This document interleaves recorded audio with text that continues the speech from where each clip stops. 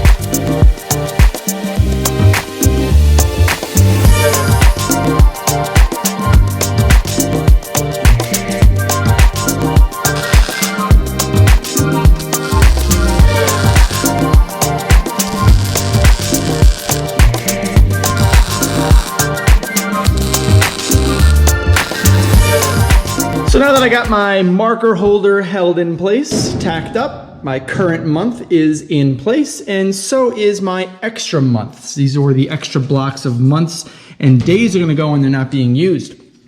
I've drilled my holes for mounting.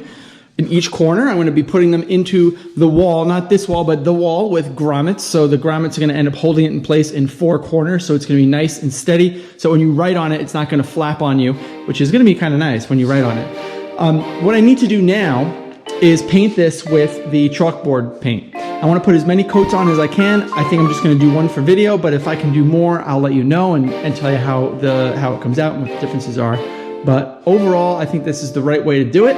We'll see how this goes. Stick with me.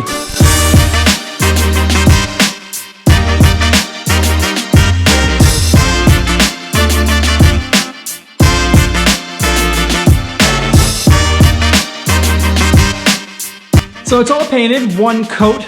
Yeah, I mean, the brush bristles make a little bit of a texture on the paint, but that's okay. I think that'll go away after it dries.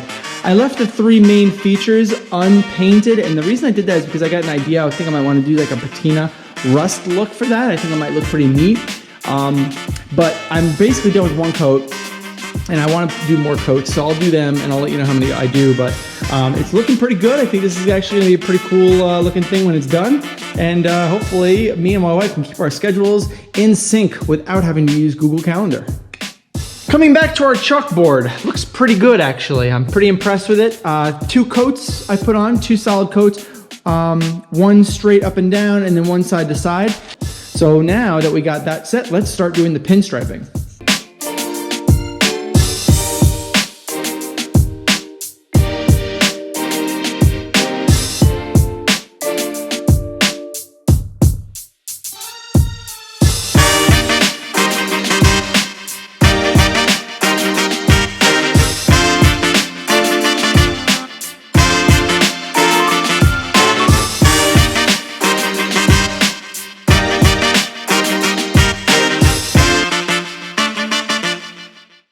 Making the numbers is pretty easy. Just got a soldering iron. It's a Weller. It's at full heat right now.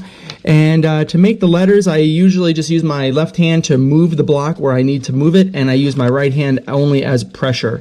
So when I make a curve, if I were to do like a number 2, I'd start wherever I want to start, push pressure down, and as I'm basically keeping the pressure down, I'm turning the block to where it needs to be in order to make the letter. And I keep on, then I let go when I want to let go, and then I start a new line, and that's it. And that right there is the number 2. So not too hard to do, but you know, just basically lather, rinse, and repeat for all 31 numbers and all 7 days of the week, and not to mention the 12 months of the year.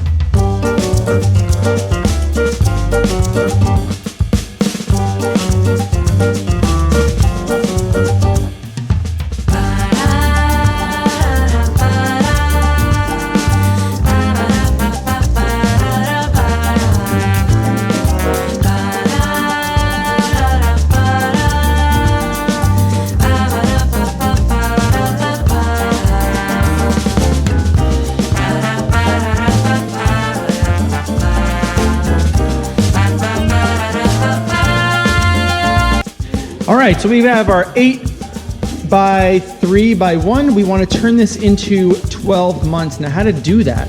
We got a 1 inch, 3 inch. If we cut this in thirds, we're going to have 4-sided 8 by 1 by 1 blocks. 4 times 3 is 12. There's our 12 months. So we just need to slice these guys lengthwise in thirds, and then we're going to start inscribing the months on each of the faces of each of these 3 blocks. So let's do that now.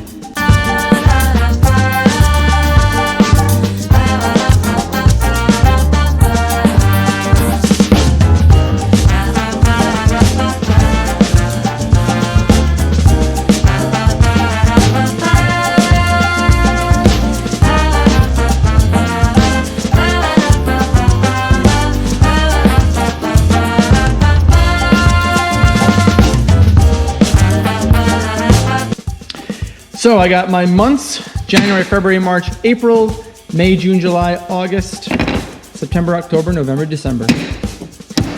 Pretty cool. Now all we gotta do is go back to the soldering iron and inscribe the name.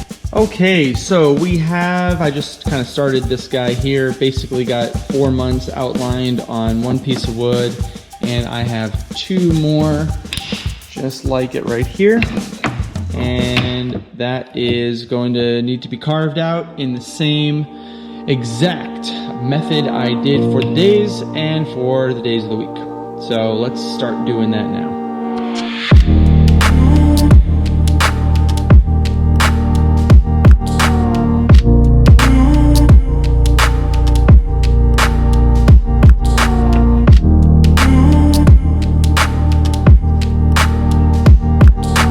Okay, got a couple different weldments on here as well. One for the, of course, for the remote, for the light that we're going to install on the wall. One here for a couple of extra days as we need them if we have a month like February coming up. The extra months are going to end up sitting here. And month sits there, markers sit there, days of the week and days of the month. Now let's take a look and install this thing in the house. So now we come to the last part of the build, and that is the installation. And let me tell you need to do this with pajama pants on.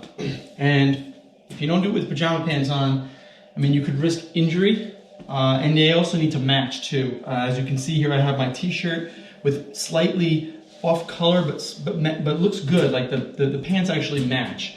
And if you don't do that, then you're not going to be level. So you do need to make sure that you are using pajama pants during the installation in your home, and you're just lounging around, basically.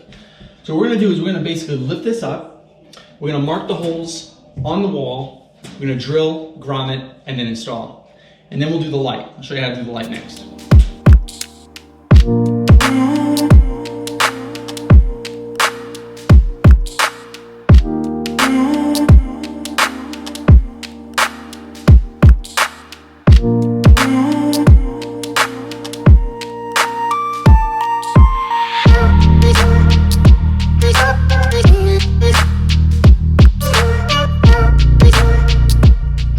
Now the final touch.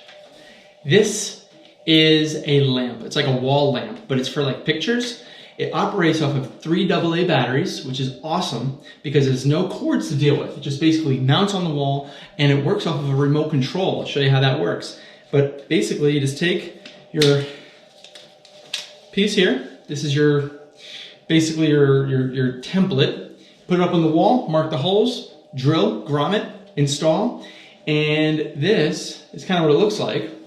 But if you don't like the white lights, you can always, with the remote, you can always change it to like a warmer white too, which is pretty cool. You can adjust the brightness, and even better is you can have it on a timer. So if you wanted to just have it on for like the next hour and then automatically turn off only at night, that's what you can do. So it's a really, really good deal actually. So let's install this and take a look and see how it works, how it looks.